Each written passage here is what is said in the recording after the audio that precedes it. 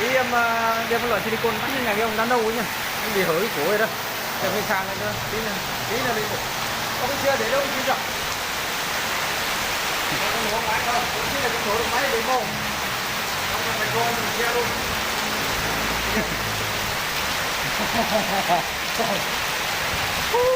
To kinh nữa. Hết cả đường. Ô.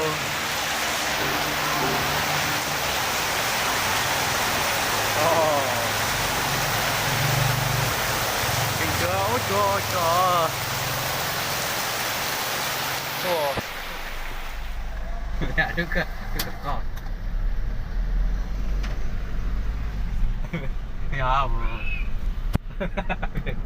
Để cho dính vào đồ mặt thì nó che sát vào kính này. Đây.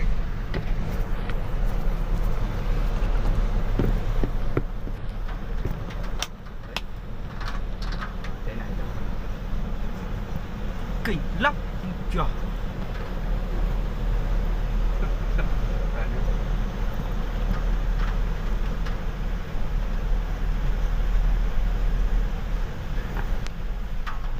máy nguy hết mưa rồi. Đi. Gắt chồng máy. Đi đằng đâu nhỉ? Đằng đây chứ nhỉ? Đến đây cái xuống đường bên kia sao á? Tắt đường à? Tắt đường. Chưa.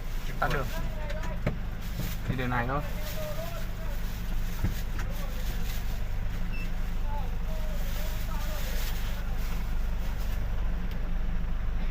Ui trời. Thoải mái, xe tải ok. Ui trời, gần sầu á. Xe máy này, kinh nữa, thấy chưa? Hà Nội không vội được đâu.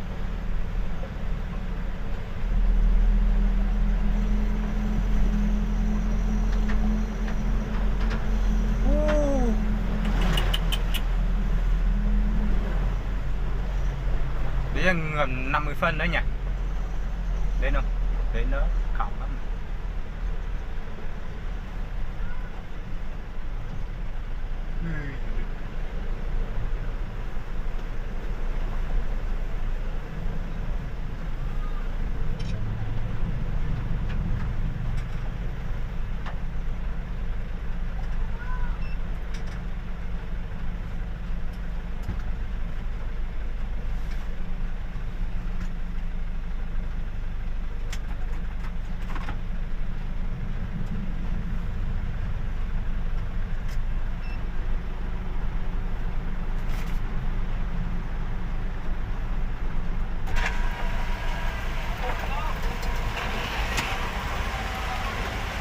Wow, mặt trời luôn.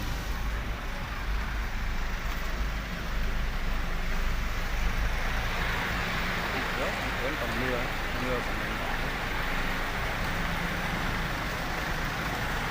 quãng nét luôn.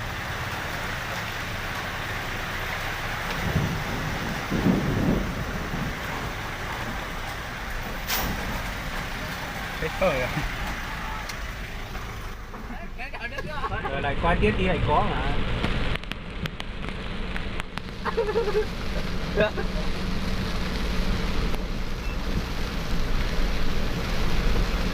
Không để ý. Cái này ai cho vô giờ nữa rồi cũng mà cái chở đó.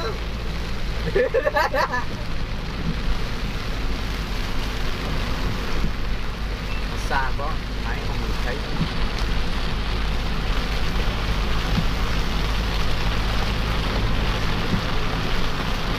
Người đây cái tức.